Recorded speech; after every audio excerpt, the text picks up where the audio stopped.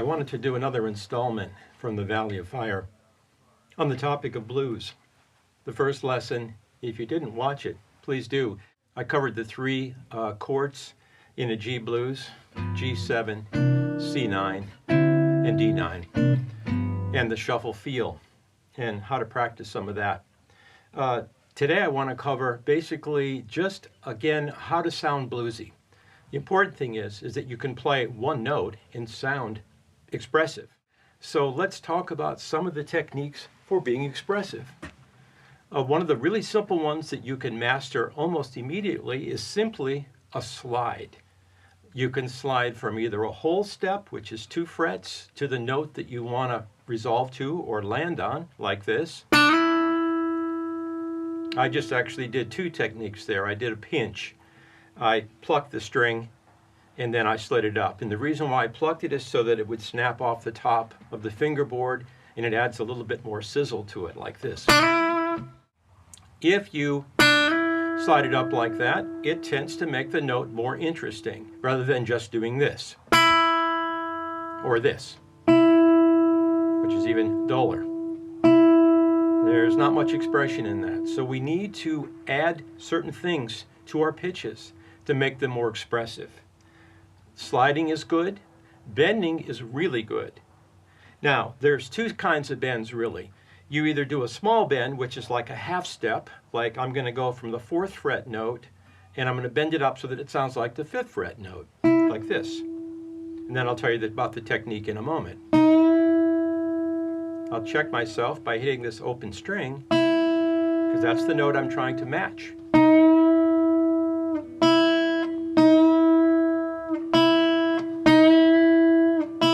Now, here's the technique.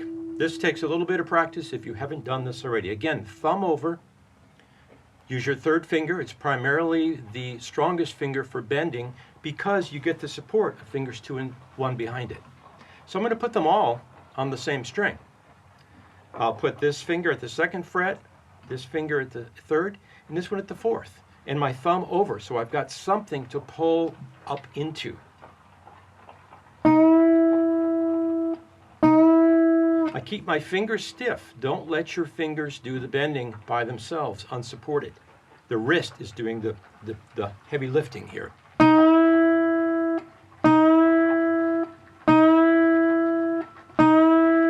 So that's a half step. On an acoustic guitar, that's very reasonable. If I try to do the bigger bend, which is called a whole step bend, which would be the distance of 2 frets, say from the 3rd fret up to there,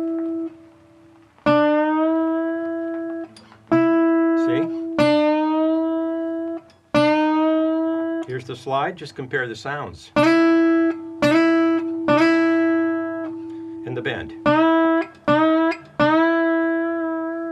It takes a bit of practice to get the pitch correct in your ear and use the right amount of pressure to get to the right note. So hit the note first. This is your homework. Hit the note first and then bend up to it and then hit it again. Here's the bigger stretch. Of course, most of the time when we're actually bending or sliding, when we arrive at a note, we're going to do something else to it, which is really important. We're going to add some, what I call animation to it, which takes the form of vibrato. The vibrato that we use on the guitar, there's several different approaches to it. You'll see classical people do this sort of back and forth, paralleling the string like that. It doesn't get you very far. Subtle. There's some value there, but not much. We want something stronger. So what we want to do is move the note side to side, up and down, like this. And basically you start with that same technique. Thumb over, fingers locked in position. Again, the wrist is doing the vibrato, not the finger doing this. So lock the wrist in and you pivot off of your thumb like this. Of course, I'm exaggerating, but this is what I want to do.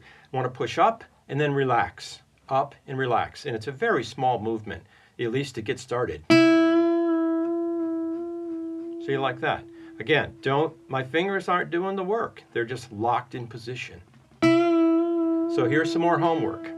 Practice that with each finger, index, same technique exactly. Second, third. It can be done with the fourth finger if you support it.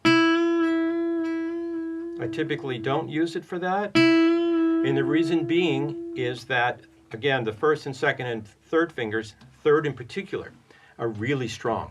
And what we're going to do, we're going to work up to here, is using the third finger primarily to actually bend a note up, hold it at the relative correctness that it needs to be at, and then add vibrato. So let's say I want to get to that note, that's my destination note. I want to bend up half step, and then add the vibrato while it's being pushed up. And that adds a lot of interest, excitement, and animation to the sound. That's what you need to practice. The half step bend, just getting that, getting the feel of that and how much strength it takes. And then when you can feel like you can do that, add the vibrato. Hope to see you back for lesson 3 on the blues.